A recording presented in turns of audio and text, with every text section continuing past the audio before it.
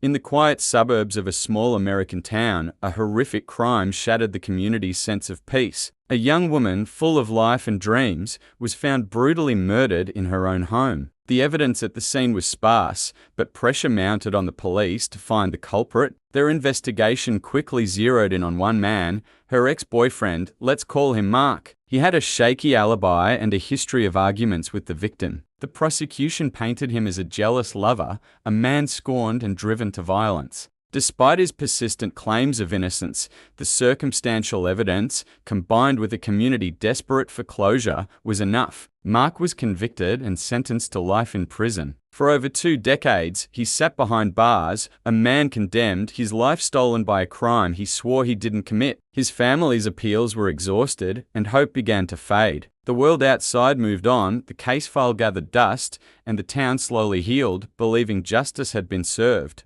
But justice, as we know, can sometimes be a long and winding road. Far from the prison walls, a new kind of revolution was happening in the world of criminal investigation, the advent of forensic DNA technology. What was once the stuff of science fiction was becoming a powerful tool for truth. A small, underfunded innocence project, hearing of Mark's unwavering claims, decided to take on his case. They believed that if any biological evidence from the crime scene still existed, modern science could finally reveal the truth. Their first challenge was a monumental one, locating the original evidence. After years of being stored away, much of it was degraded or had been misplaced. It was a race against time and bureaucracy. Finally, after countless legal battles and painstaking searches through forgotten evidence lockers, they found it, a small piece of fabric from the victim's clothing, containing a minuscule, previously untestable biological sample. This tiny speck of material held the key to unlocking a 20-year-old mystery.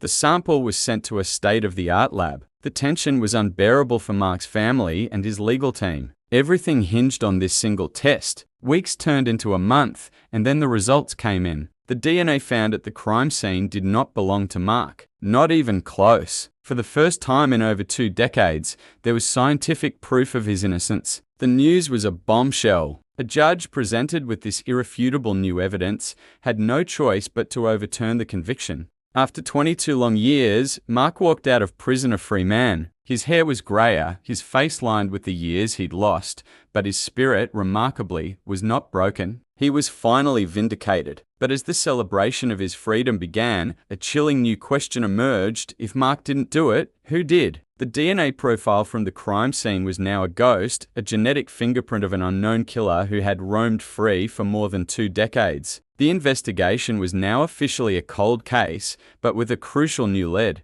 Detectives ran the unknown DNA profile through CODIS, the National Criminal DNA Database, hoping for a match. But there was nothing. The killer, it seemed, had managed to stay off the police radar, never having been arrested for a serious crime that would require a DNA sample. The case hit another dead end. It seemed the hidden monster, as the media dubbed him, would remain in the shadows. But the investigators, now armed with a powerful genetic weapon, refused to give up. They decided to take a groundbreaking and, at the time, controversial step. They turned to forensic genetic genealogy. This new technique involved uploading the killer's DNA profile to public genealogy websites, like the ones people use to trace their family trees. The hope was to find a distant relative of the killer, someone who had voluntarily submitted their own DNA for ancestry research. By building out family trees from these distant cousins, they could triangulate their way back to their suspect. It was like looking for a needle in a vast digital haystack. Genealogists and detectives worked side by side,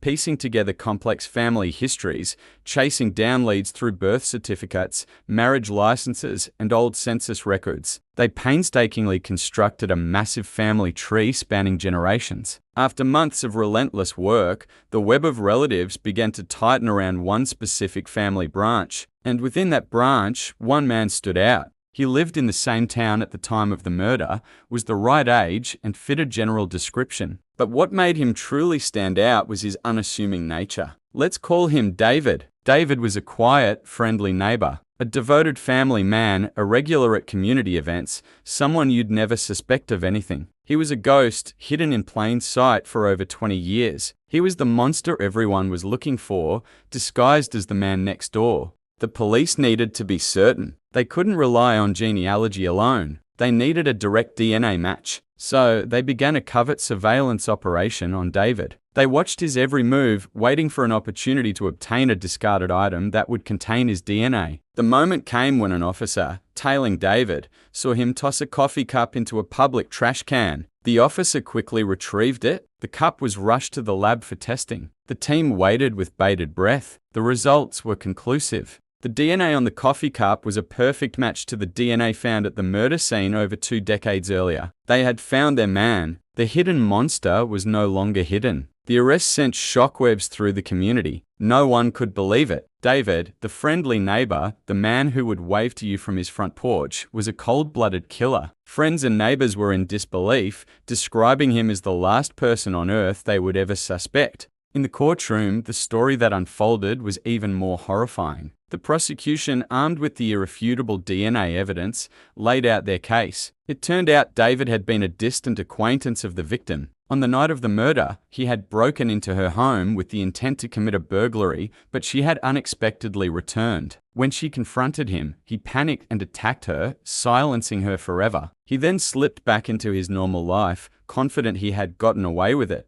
He watched as another man, Mark, was arrested, tried, and convicted for his crime. For 22 years, he lived a lie, carrying his dark secret while an innocent man wasted away in prison. He raised a family, coached Little League, and became a pillar of his community, all while knowing what he had done. David was found guilty and sentenced to life in prison, the same fate Mark had unjustly endured for so long. This case stands as a powerful testament to the double-edged sword of justice. It's a story of redemption of an innocent man's life reclaimed from the brink of despair. Mark, though he can never get back the years he lost, has dedicated his life to advocating for others who have been wrongfully convicted. His story fueled reforms and highlighted the critical importance of preserving evidence. But it is also a chilling reminder that evil can wear the most ordinary of faces. It forces us to confront the uncomfortable truth that the monsters we fear aren't always lurking in the shadows. Sometimes they are living right next door,